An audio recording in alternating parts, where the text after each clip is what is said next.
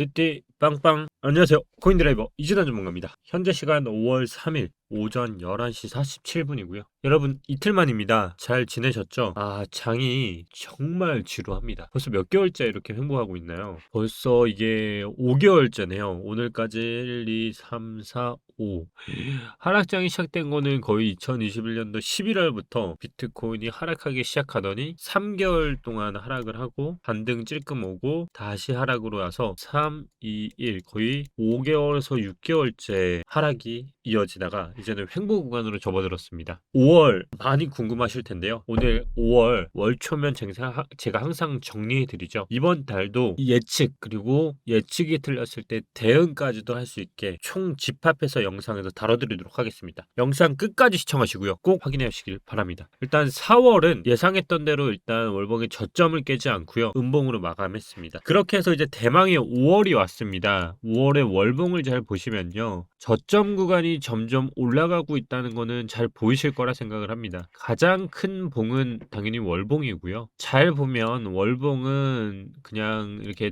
대강 눈으로 이렇게 그려본다고 가정을 하면요. 저점은 분명히 올라가고 있습니다. 저점은 이렇게 올라가고 있고요. 고점은 큰 틀로 봤을 때는 저점이 올라가면서 월봉상으로는 지루한 시간이 펼쳐지고 있다. 근데 문제는 우리가 5개월 전에 뭐 비트가 1억 간다 이런 얘기들 했잖아요. 거기까지 가기에는 시간이 사실상 지금 현재 기준으로 5월인데 이게 5월이에요. 그리고 2023년까지가 여기인데 이 구간 안에 박스권 있죠. 이 안에 과연 상승으로 턴을 할 수 있는가를 보면 우리는 가격과 시간 그리고 세계적인 동향을 조금 알아야 합니다. 자, 이 박스권 구간을 이뤄가기 위해서 우리는 5월을 또다시 얘기해 봐야겠는데 우리 여러분 60초 후에 공개된다고 하면 또 이제 TV 돌리실 거잖아요. 그래서 결론부터 말씀드리자고 하면 제가 일단 예상하는 5월은 직전 4월의 2분의 1 지점까지는 반등을 만약 주면 튀어야 할 것 같고요. 그리고 저점을 깨는 거에 대해서는 4월에는 제가 저점을 깨기는 쉽지 않은 구조라고 말씀을 드렸는데요. 5월은 이제는 저점을 깰 것 같습니다. 근데 이 저점을 깨는 게 어디까지 깨느냐가 이제 남는 것 같은데요. 자,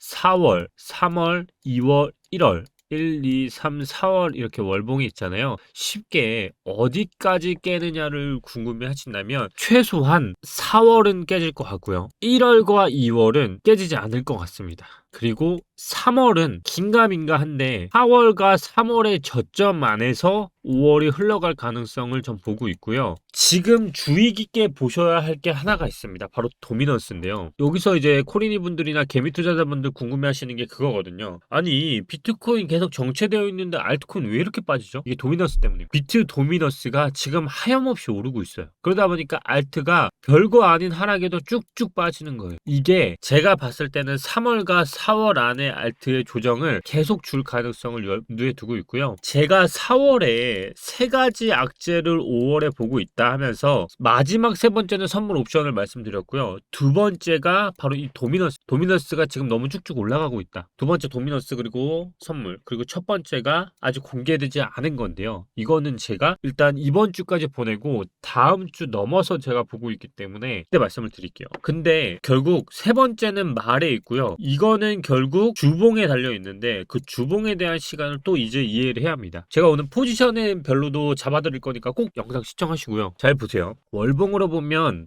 4월 그리고 3월이라 말을 했어요. 그럼 이 안에서 박스권을 형성한다는 건데 그러면 비트로 보면 사실상 봉이 이렇게 만들어질 수 있다는 거예요. 이렇게 무슨 말인지 아시죠? 십자봉이 만들어질 수 있는 봉이 제가 지금 5월에 예상하는 시간을 대입했을 때 나오는 봉인데 이러면 알트들이 좋지 못하겠죠. 지금 우리가 5월 3일이라는 걸 가정을 해보면 시간을 보면 6, 13, 20, 27일 이게 이제 매주 금요일이거든요. 근데 이제 27일이 선물 옵션이 대규모 청산 날이 있어요. 결국 이 안에 이 차트를 만든다는 얘기는 제가 봤을 때는 월초는 단기적인 반등으로 이 2분의 1 지점까지 오르고 나머지 시간을 쭉쭉 빼더라도 20일과 27일 사이에는 롱숏에 대한 포지션 변동성이 있고요. 6일 전에는 고용지표라는 또 변수가 있어요. 그러니까 제가 봤을 때 예상보다 상회한 지표가 어느 정도 반영이 지금부터 되고 있다면 이게 끝나는 시점부터 일시적인 반등이 올 수 있는데 이때가 단기적으로 빠져나올 수 있는 유일한 구간일 거라 보는 거예요. 그러니까 만약 내가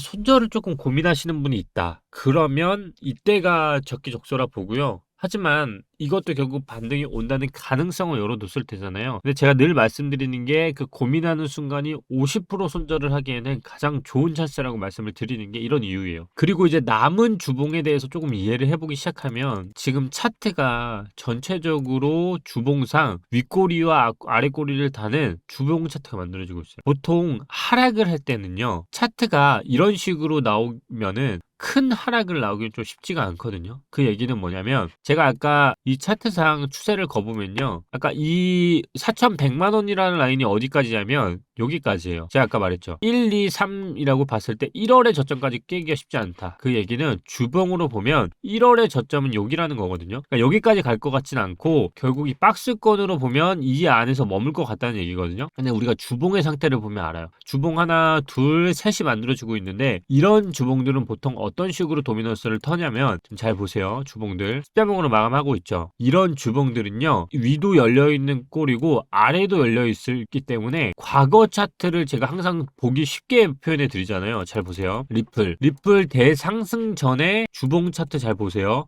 대상승을 말하는 게 아니고 주봉을 이런 식으로 만들어요. 보이시죠? 주봉을 윗꼬리도 많이 달고요. 아랫꼬리도 내렸다가 올려치거든요. 이게 뭐냐면 이 차트 패턴을 잘 보세요. 이 차트 그리고 제가 아까 비트코인 비교해드렸죠. 딱 이 꼬리 그리고 윗꼬리 위도 열려있고 아래도 열려있기 때문에 제가 그래서 보기 쉽게 말씀드렸던 게 4월에 고점은 넘지 않고 3월의 저점 안에서 십자봉으로 월봉이 마감할 것 같다는 얘기는 결국 주봉상으로 보면 여기는 매수 포인트인 거고 여기는 매도 포인트라는 거예요. 무슨 말인지 알죠? 그러니까 이렇게 내려올 때는 1월의 저점이 깨지지 않는다는 선에서 보고 단타적인 접근으로 접근할 수 있는 거는 5월이 좋고요. 정말 27일 제가 보고 있는 이때 폭락이 나오는 차트가 돼서 1월에 저점을 진짜 만약에 깨는 차트가 나온다. 그러면 제가 말했죠. 차트가 아예 붕괴져요. 지금 월봉상 저점이 아예 깨지는 차트로 만들어지기 때문에 이거는 만약에 월봉까지 깨는 차트가 나온다? 그러면 저는 여기서는 정말 저도 손절하면서 받았던 그 시드까지 정말 들어갈 생각이고요. 그게 아니면 저는 현재는 4,100만 원 이하로는 가기 쉽지 않은 차트고 결국은 내려간다고 하더라도 3월의 저점이었던 4,600에서 4,500 사이에서 놀 것 같은 흐름이 지금은 여기까지밖에 열려있지 않다. 결국 이 저점까지 깨지 않으니까 단기적으로라도 제가 손절했던 부분을 저는 이때 비중을 투입할 것 같아요. 그리고 다시 매도하는 포지션으로 5월을 가져가는 게 가장 좋은 전략으로 지금 트레이딩하기 좋을 것 같고요. 그리고 27일날 나오는 변동성에 따라서 6월과 7월에 상승장이 열릴 가능성이 있다. 제가 아까 리플 표현하면서도 뭐라고 했죠? 리플 표현하면서도 이때 상승 전 이 대상승장 차트가 만들어질 때는요. 뭐가 나왔냐면 주봉상을 이렇게 횡보를 시켰어요. 자 보이시죠? 이렇게 턴을 하고 눌리고 다시 가고 딱 갔거든요. 이렇게 슝. 지금 비트코인도 잘 보면요. 만약에 이게 대상승장으로 가고 싶으면 딱 하나밖에 없어요. 이렇게 가야 돼요. 그렇게 해야 돌파 흐름도 확실히 나오고요. 상승 추세선상 넥라인도 확실히 만들어지거든요. 무슨 말인지 아시겠죠? 결국 이 라인이 깨지지 않는다고 하면 상승장으로 가기 위한 초석을 주봉이 만들고 있다는 거고요. 그렇게 보면 월봉상으로도 주봉상으로 이 만드는 차트를 잘 보면 주봉상으로도 지금 매끈이 잘 맞는 거예요. 그리고 월봉상으로도 상승 넥라인이 잘 만들어지고 있다는 거고요. 그러면 이 차트 자체가 어떻게 만들어진 거냐면 벌써 쌍바닥으로 이렇게 만들어진 거죠. 근데 이 만드는 구간이 이제 주봉상으로 상승 추세 라인상 또 다시 만든 거고 이렇게 이해가 됐죠. 결국 이게 마지막 저점이라고 생각을 한다고 하면 결국 이 라인이 무너지지 않을 거고요. 그리고 5월은 무조건 이 라인 안에서만 놀 겁니다. 지금은 결국 비트코인의 도미넌스 흐름이 주봉상으로 계속 조절을 하기 때문에 알트코인을 타는 거에 있어서는 굉장히 조심스러워야 한다. 제가 비트코인의 흐름을 일단은 총 정리를 해드렸는데요. 그럼 알트적인 흐름을 좀 봐야겠죠. 자, 알트적인 흐름을 잘 보면요. 알트도 똑같은 흐름이 나오고 있어요. 근데 전제 조건이 있어요. 뭘까요? 제가 지금 주봉상으로 이렇게 윗꼬리가 닿았던 애들 있죠. 이 위로 올라가기 쉽지가 않아요. 그래서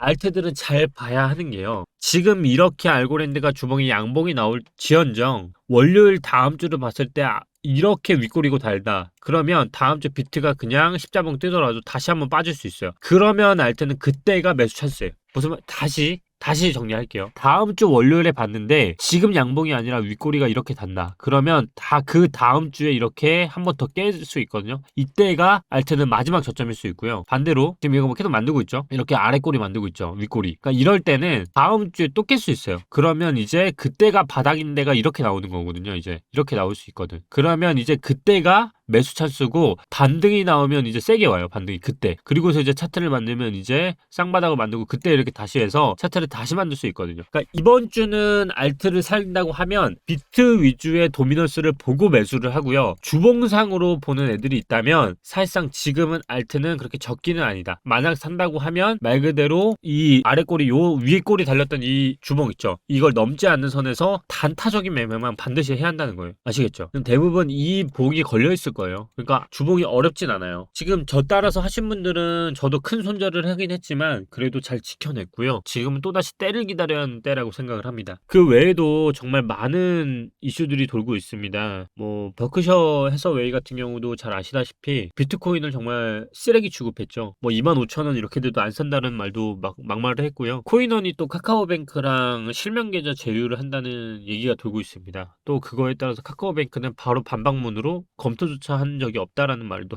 했고요. 그런데 반면에 또 NFT 시장은 거래량이 2년 내에 1,007조라는 전망이 나오기도 했습니다. 골드만삭스는 비트코인 OTC에 이어서 이번엔 BTC 담보대출 상품까지 출시를 했고요. 결국 윤석열 정부에 이어서 ICO 허용한다는 얘기까지 돌고 있습니다. 세금 이슈는 2년간 또 유예가 된다는 얘기가 돌고 있고요. 어떤 것도 불확실한 장입니다. 우크라이나 사태와 러시아 사태가 장기화될수록 인플레이션은 지속적으로 올라갈 거라 보고 있고요. 그거에 따라서 금리 조정은 하지만 금리는 보통 3번에서 4번째 조정 때 큰 하락이 나오고 그때 후에 큰 상승을 합니다. 현재는 단계별로 금리 인상을 하고 있고요. 결국 이러한 것들이 다 반영된 게 가상화폐 시장에도 천천히 묻어나는 게 아닐까 합니다. 결국 오늘 비트코인하고 알트코인 흐름 2번, 3번 영상 돌려보시면서 흐름 이어가시고요. 5월 대응 전략 한번 제대로 세우시고요. 또한 지금 내가 손절을 고민한다면 어떤 시점에서 고민을 하고 손절을 해야 하는지 참고하시면 좋을 것 같습니다. 오늘 이렇게 5월 초다 보니까 차트적인 접근만 했는데요. 내일부터는 알트 플러스 5월에 제가 보는 시장 흐름 뿐만 아니라 왜 앨런 머스크가 트위터를 인수했는지, 요즘 도지코인이 트위터를 인수한 앨런 머스크 때문에 올랐다는 얘기는 아는데 왜 일론 머스크가 트위터를 매수했는지를 잘 모르시는 것 같아요. 제가 보는 관점에서